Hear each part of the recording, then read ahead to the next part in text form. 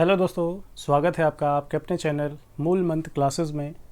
इस वीडियो में हम लोग एनवीएस का जो असिस्टेंट सेक्शन ऑफिसर यानी कि एएसओ का जो एग्ज़ाम हुआ था उसके क्वांट के जो भी 30 क्वेश्चंस आए थे उन क्वेश्चंस को हम लोग सॉल्व करेंगे। देखेंगे कि किस टाइप के क्वेश्चन आए थे। काफ़ी कैंडिडेट से सारे क्वेश्चन सॉल्व नहीं हो पाए थे। 20, 21, 22 क्वेश्चन सॉल्व करके ज़्यादातर कैंडिडेट रह गए थे।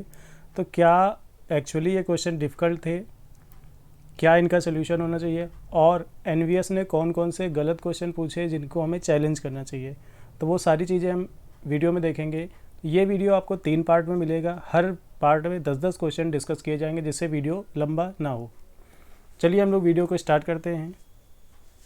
अगर आपने चैनल को सब्सक्राइब नहीं किया, चैनल को सब्सक्राइब करें, बेल आइकन दबा लें जिससे आपको आने वाले वीडियो के नोटिफिकेशन मिलते रहें। फर्स्ट क्वेश्चन है, एक व्यक्ति ए से बी तक 16 किलोमीटर प्रति घंटे की औसत चाल से जाता है और उसी रास्ते से 32 किलोमीटर प्रति घंटे की औसत चाल से वापस आता है।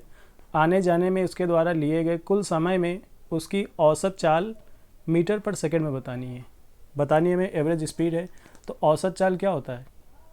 औसत चाल होता है 2 इंटू V1, तो V1 यहाँ पे है 16, इंटू V2 यानी कि 32 अपॉन में V1 प्लस V2, तो 16 प्लस 32। ठीक है, तो ये हमारी चाल आ जाएगी।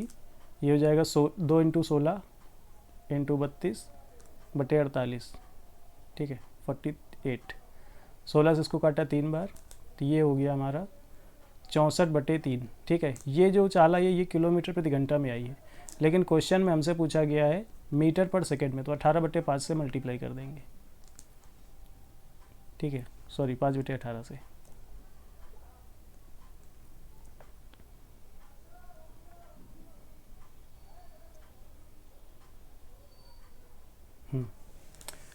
तो मीटर पर सेकंड में ये चाल हो गई है। तो अब इसको सॉल्व कर लेते हैं।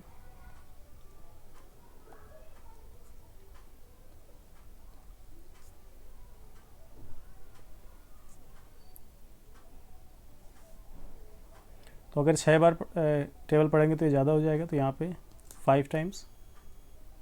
ठीक है, तो 5 के 20 और 25 2 27, 320 में से 27 के बचेगा 50, फिर 9 बार लगभग।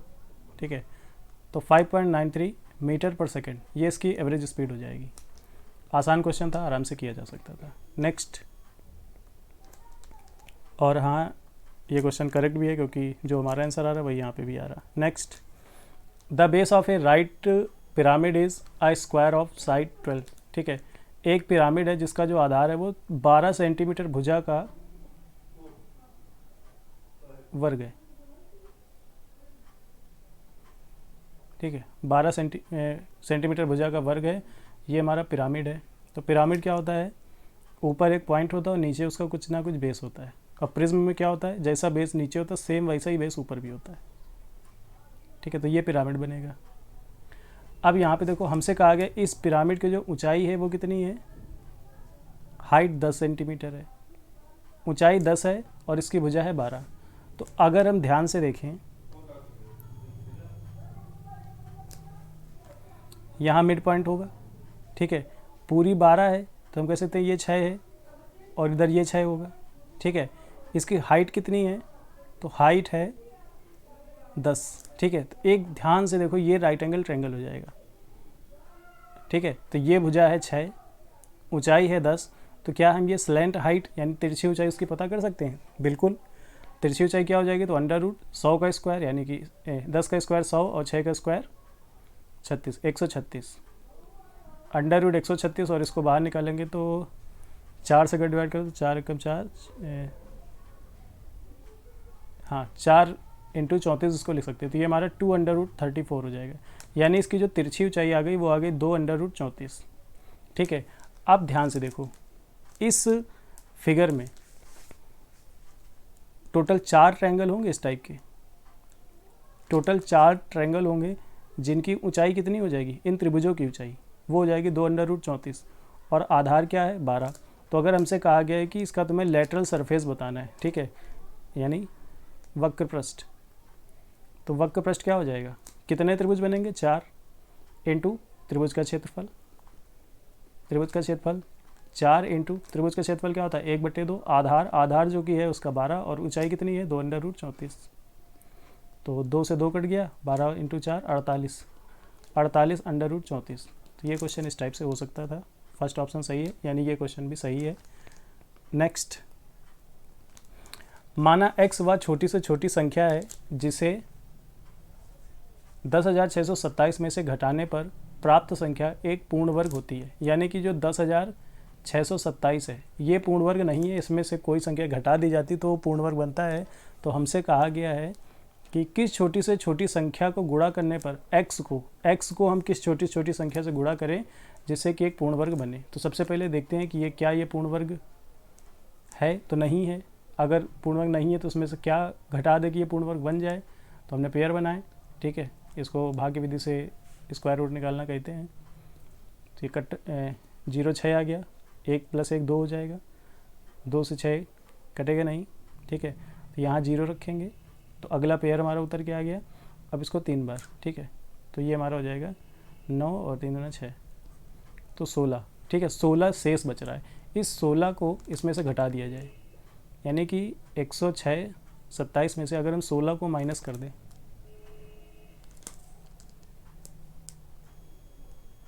सॉरी 16 नहीं 18 होगा, यहाँ पे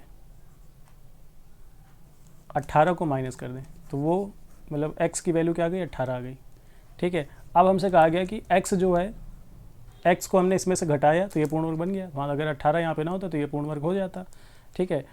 अब कहा है कि x में हम किस छोटी से छोटी संख्या से गुणा कर दे कि वो पूर्ण वर्ग बन जाए। तो 18 में किससे गुणा कर दे, मिनिमम 2 से, 36 बन जाएगा, तो ये पूर्ण वर्ग बन जाएगा। ये भी क्वेश्चन सही है। नेक्स्ट, ये वाला क्वेश्चन काफ़ी कैंडिडेट देख के इसको डरे होंगे, लेकिन ये डरने वाला क्वेश्चन नहीं था, एकदम हलवा क्वेश्चन था, बस आपको देखना था। जैसे x दिया है, x में क्या लिखा है 1/25, और ये दशमलव नहीं है, ये इंटू है, प्लस 1/25 ये भी इंटू है, प्लस 1/27 इंटू 26 ऐसे करके लिखा हुआ है, ठीक है। लास्ट में 1/71 इंटू 72 है। इसको हम अगर लिखना चाहें तो क्या लिख सकते हैं कि ये 1/24 माइनस 1/25 है। एलसीएम लेंगे 24 इंटू 25 आ जाएगा, 25 माइनस 24 ऊपर 1 आएगा।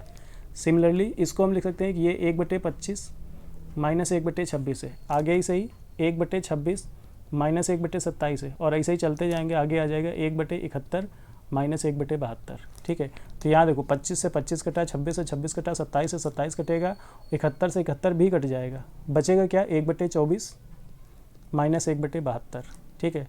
तो ये हमारा हो जाएगा, एलसीएम ले लिया 72, 24 यहाँ 3 माइनस 2 यानी कि 2/72, 1/36, ठीक है। x की वैल्यू 1/36 आ गई। सिमिलरली अगर y को देखें, यहाँ भी सेम वही चीज़ है, 1/50 माइनस 1/51 लिखेंगे, और इसे 1/51 कटेगा, 52 कटेगा 53, क्या बच जाएगा 1/50 और माइनस का 1/100 बचेगा। तो यहाँ पे एलसीएम हो जाएगा 100 और 1/100, ठीक है। अब हमसे कहा गया कि x माइनस वाई क्या होगा, तो 1/36 और माइनस 1/100, ठीक है। तो एलसीएम हो जाएगा कितना ले लें, 36, 1800 ले लें थोड़ी देर के लिए, 1800। तो यहाँ पे 36 पंचे 50 और माइनस 18, ठीक है। तो ये हो जाएगा 32/1800, और 4 से काट दें तो 4 × 32, 416, 4 पंचे 20, फिर 2 से काट दें, 2 चौके 8 और 2 2 5, ठीक है। तो 4/225, 4/225 क्वेश्चन का आंसर है। तो ये क्वेश्चन भी सही है और इसका ये सोल्यूशन था। नेक्स्ट, एक नाव धारा की विपरीत दिशा में, ठीक है। देखो अगर नाव की चाल है v और धारा की चाल है x, ठीक है, विपरीत दिशा कहा गया तो v माइनस एक्स सापेक्ष चाल हो जाएगी, और समान दिशा के आ गया तो v + x सापेक्ष चाल हो जाएगी, ठीक है। क्वेश्चन ये हो गया। नेक्स्ट, अब क्या कहा गया है कि एक नाव धारा की विपरीत दिशा में 5 किलोमीटर जाती है, विपरीत दिशा में यानी v माइनस एक्स में 5 किलोमीटर जाती है, और धारा की दिशा में 7.5 किलोमीटर जाती है। तो इसको हम 15/2 लिख लें, धारा की दिशा में जाती है, तो इसको कुल 45 मिनट लगते हैं, घंटे में चेंज कर लेंगे 45/60 लिख देंगे, ठीक है। अब यहाँ देखो 5 है, 15/2 अच्छा नहीं लग रहा, तो हम पूरे में 2 से मल्टीप्लाई कराएं, लेकिन हम यहाँ 4 से मल्टीप्लाई कराएंगे। ठीक है, 4 से मल्टीप्लाई करा लेते हैं तो ये 20 v माइनस एक्स हो जाएगा, प्लस 15 दूना 30 v प्लस एक्स, और बराबर 4 से इसको काटेंगे तो 15 और ये 3। ठीक है, तो ये हमारी फर्स्ट इक्वेशन बनी। सेकंड में क्या कहा गया है कि यह धारा की दूसरी कंडीशन है कि धारा की दिशा में 5 किलोमीटर जाने में और धारा की विपरीत दिशा में 2.5 किलोमीटर, तो 2.5 किलोमीटर को 5/2 लिख सकते हैं। ठीक है, धारा की विपरीत दिशा में 2.5 किलोमीटर जा रहे हैं और धारा की दिशा में 5 किलोमीटर जा रहे हैं, तो हमें टोटल लगता है 25 मिनट। इसको भी घंटे में चेंज करेंगे, 60 से भाग कर देंगे। ठीक है, और यहाँ भी हम लोग क्या करें,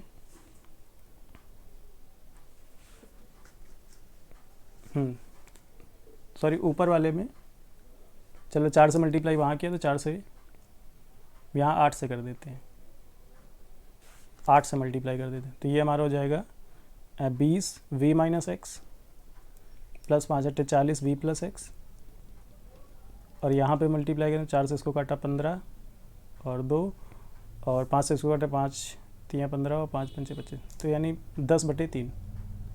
ठीक है, ये इक्वेशन 2 आ गई। अब हम क्या करेंगे, इक्वेशन 1 में से इक्वेशन 2 को माइनस कर दें। इक्वेशन 1 में से इक्वेशन 2 को माइनस कर दें। एक मिनट,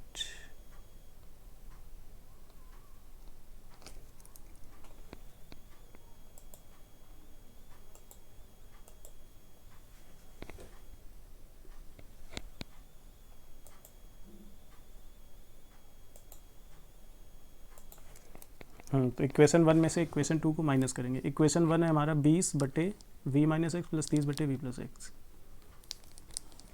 चलो 20/v minus x plus 30/v plus x, और बराबर में है 3, और यहाँ पे है 20/v minus x plus 40/v plus x, और बराबर में 10/3।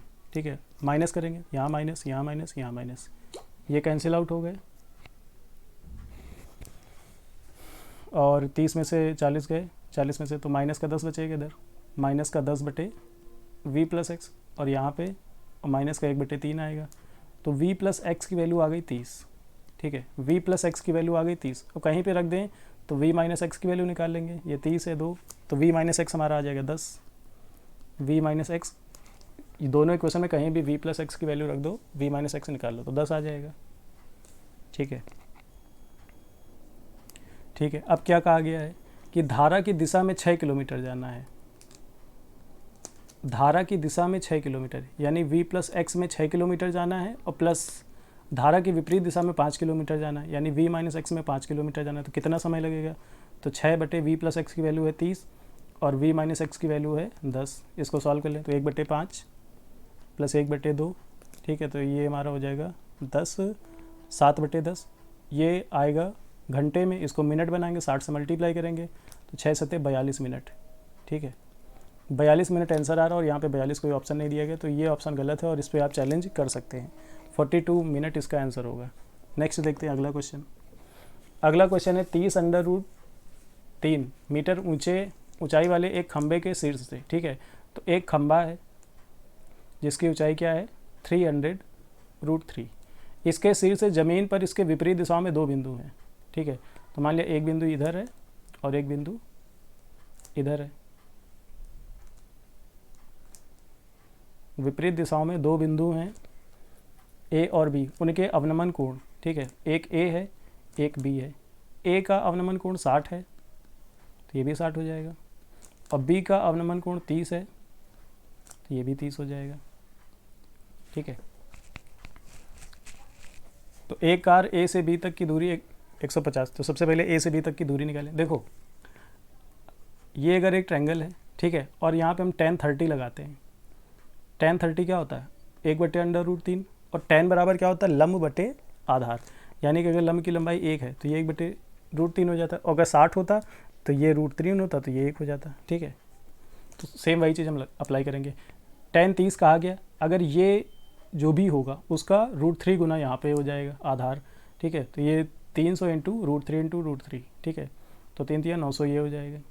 फिर यहाँ पे जब देखेंगे तो अगर ये √3 है तो ये 1 होना चाहिए, तो यहाँ देखो √3 की जगह 300 √3 लिखा तो ये केवल 300 हो जाएगा। यानी ए से बी तक की दूरी क्या हो गई, 300 900 1200 हो गई। समय कितना ले रहा है, 150 सेकंड ले रहा है। कार की चाल मीटर पर सेकंड में बतानी है, इसको सॉल्व कर लो, 8 आ जाएगा। 8 मीटर पर सेकंड चाल हो गई। तो मेन दूरी निकालना था। तो ये क्वेश्चन सही है, इस पर कोई चैलेंज करने की ज़रूरत नहीं है। नेक्स्ट, माना कि x y z तीन संख्याएं इस प्रकार हैं कि y जो है वो x से बड़ी है और z से छोटी है। यदि इनमें से सबसे बड़ी संख्या को बीच वाली संख्या से भाग दिया जाए, यानी कि z को y से भाग दिया जाए, तो परिणाम 13/8 आता है। ठीक है, 13/8 आता है। अब 13/8 को हम एक बार सॉल्व कर लेते हैं। 13/8, 8 से भाग करेंगे तो 8 × 8, 5 बचेगा, 50 हो जाएगा। तो 8 × 48, 2 बचा, 8 दूना 16, 8 पंचे 40। ठीक है, 1.625। ठीक है, अब हमसे कह रहा है कि ये जो परिणाम है ये x से 0.835 ज़्यादा है। ठीक है, तो यहाँ से हम x की वैल्यू निकाल लेंगे, माइनस करेंगे। 5 में से 5 गए 0, 12 में से 3 गए 9 और 15 में से 8 गए 7। तो x की वैल्यू आ गई 0.79। अब देखो यहाँ पे आगे हमें और दे रखा है क्या, x + y + z। ठीक है, x + y + z की जो वैल्यू है वो कितनी है, तो 25 × 25 और तो इसको हम लिख सकते हैं कि ये 1.25 8 200 25 चौके 100 1.84 है। और यहाँ पे x की वैल्यू हमें पता है तो y + z हम निकाल सकते हैं। y + z निकालने के लिए 1.84 में से 0.79 माइनस कर देंगे। तो माइनस करें तो यहाँ आएगा 14 में से 9 गए 5,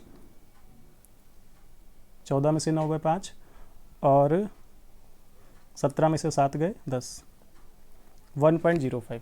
y + z की वैल्यू 1.05। और यहाँ पे देखो अगर y और z 13 और 8 का रेशियो यानी 13 8 21, 21 की वैल्यू है 1.05। तो एक की वैल्यू क्या हो गई, 0.05।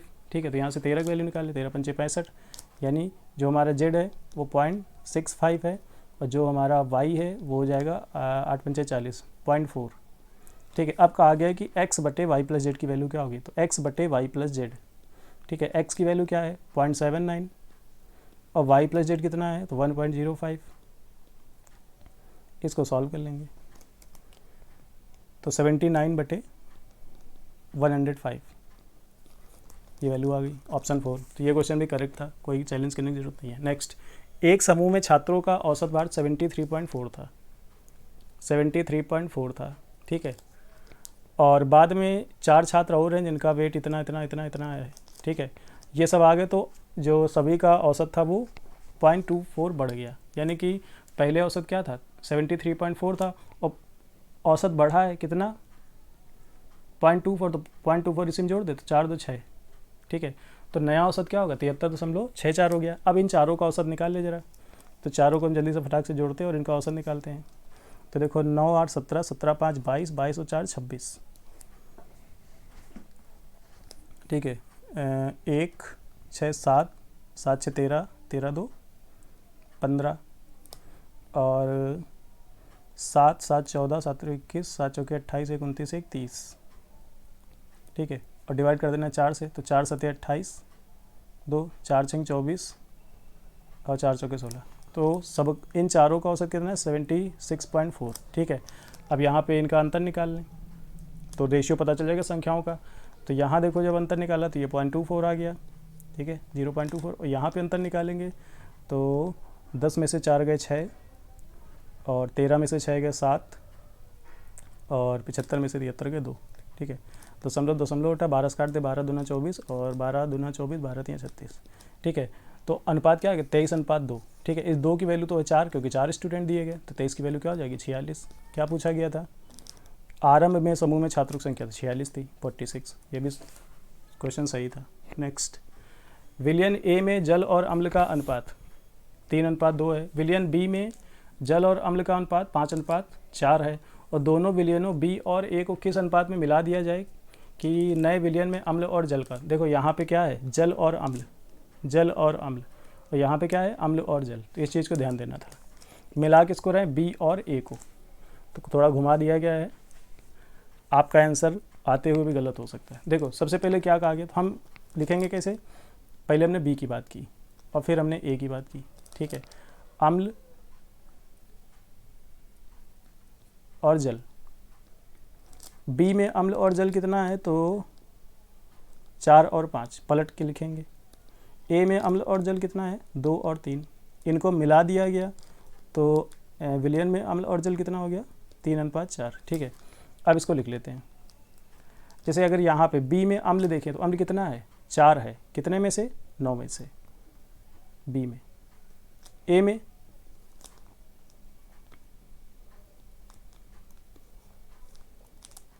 इसे लिख पेन चेंज कर लेते हैं। बी में अम्ल कितना है तो 4 है, कितने में से 9 में से।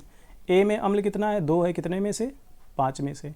और टोटल में कितना हो गया 3 है, कितने में से 7 में से। बस इनको सॉल्व कर लें तो यहाँ पे देखो एलसीएम हो जाएगा 9 7 63 और 7 चौके 28, 9 3 27, 1 हो जाएगा 35 और इसके बाद 14 और 15 1 हो जाएगा, ठीक है। तो 63:35 आएगा, ठीक है। और इसको 7 से काट दें तो 7 9 में 63, 7 5 65, 9:5, ठीक है।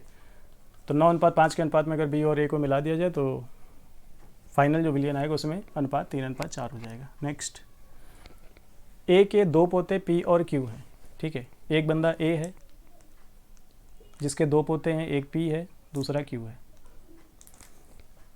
16 वर्षीय पी है, इसकी एज क्या है 16 ही है, और ए की संपत्ति का कुछ धन मिलता है और 17 वर्षीय क्यू है, इसको भी कुछ धन मिलता है, ठीक है। लेकिन पी और क्यू को यह धन तभी मिलेगा जब वे 25 वर्ष के हो जाएंगे। तो इसको 25 वर्ष होने में कितना समय है 16 9 25, 9 साल लगेंगे, और इसको 25 होने में 8 साल लगेंगे, ठीक है। तो 1 साल का ज़्यादा है, 1 साल ज़्यादा है, तो तब तक के लिए उनकी धनराशि एक बैंक में जमा है जिस पर 5% का ब्याज मिल रहा है। राशि को एक बैंक में जमा कर दिएगा, 5% चक्रवृद्धि ब्याज की दर से उनको ब्याज मिलता है, ठीक है। तो हमसे कहा गया है कि जब दोनों 25 वर्ष के हो जाते हैं तो उनको बराबर राशि मिलती है। तो बताओ अगर ए की कुल धनराशि इतनी थी तो आरंभ में ए ने पी को कितना धन दिया, ठीक है। आरंभ में ए ने पी को कितना धन दिया।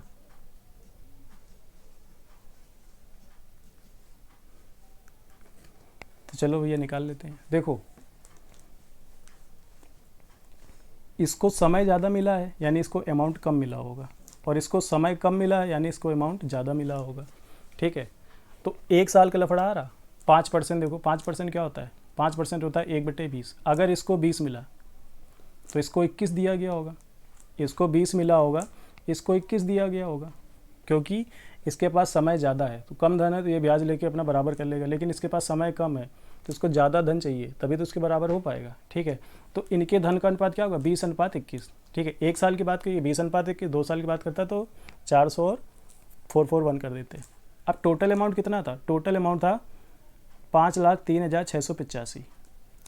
तो इस 5,03,685 को 20 और 21 के अनुपात में तोड़ देंगे और यहाँ पे पी का अमाउंट पता चल जाएगा। तो जल्दी से निकालते हैं पी का अमाउंट क्या होगा। तो पी का अमाउंट होगा 5,03,685। टोटल कितना है 81, ये 41 की वैल्यू है और हमको 20 की वैल्यू चाहिए, ठीक है। इसको सॉल्व कर लें। 41 1 कम 41, ठीक है, और 9 93 हो जाएगा, फिर 41 दूना 82, 93 हो गया था, ठीक है। फिर 2 बार चला जाएगा, फिर 8 बार और फिर 5 बार। 20 से मल्टीप्लाई करेंगे तो 0, 5 दूना 10 और 8 दूना 16, 1 17 और 8 2 दूना 4, 4 और 1 5, फिर 12 दूना 24, ठीक है। 2,45,700 रुपये पी को मिले थे, 2,45,700 रुपये। तो बस इतना ज़रा सा क्वेश्चन था, इसको करना था। बस यहाँ पे आपको कैलकुलेशन थोड़ी करनी पड़ती और आप कर ले जाते। तो इस तरह से 10 क्वेश्चन हमने डिस्कस कर लिए हैं। 10 क्वेश्चन में से केवल एक क्वेश्चन ऐसा मिला है जो आपका गलत है, जो कि ये बोट वाला था। बाकी सारे क्वेश्चन सही हैं। तो इनमें आप इस क्वेश्चन को चैलेंज करें जिससे आपका फ़ायदा हो। चलिए फिर मिलते हैं नेक्स्ट वीडियो में, तब तक अपना ख्याल रखें, सुरक्षित रहें। अगले वीडियो में हम लोग 11 से 20 तक के क्वेश्चन डिस्कस करेंगे और इसके बाद वाले वीडियो में 21 से 30 तक के क्वेश्चन डिस्कस करेंगे। चलिए फिर, धन्यवाद, मिलते हैं नेक्स्ट वीडियो में।